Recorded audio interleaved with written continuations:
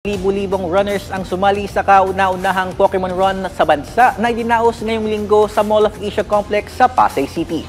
May ulat ang aking teammate na si Bernadette Tinoy.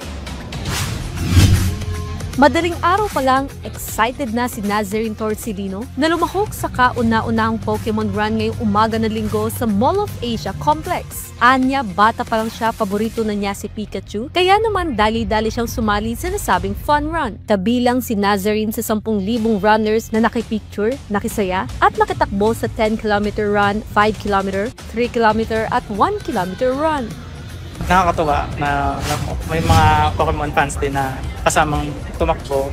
Then nakita mo din si Pikachu tumatakbo, so ang cute. Actually, maaga akong pumunta dito kasi isa ako sa mga winners ng raffle. Ayun, mga siguro 10 na din ako na medyo late pero may time ako magpahinga para sa run. And then mga siguro 4 nagising ako kasi ang call time is 4:30. So konting stretching sa hotel, then punta na dito.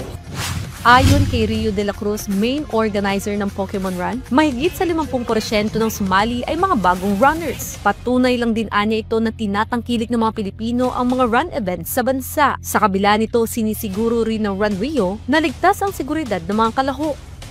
And I think yung pinaka-importante sa lahat ay nag-enjoy lahat ng runners, no? Actually, nag-stay sila, very rare na majority of our participants stay during the awarding.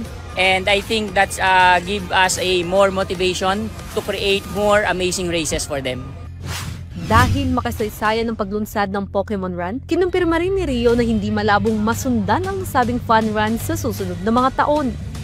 We attracting different people or runners, no, to have a healthy lifestyle. So through this race, magandang start for them na maganda yung experience nila. So hoping na ulitin nila ulit, not necessary for this race but for other races, because one of our objective is to inspire them and motivate them to have a healthy lifestyle. Bernadette Tinoy para sa Atletang Pilipino, para sa Bagong Pilipinas.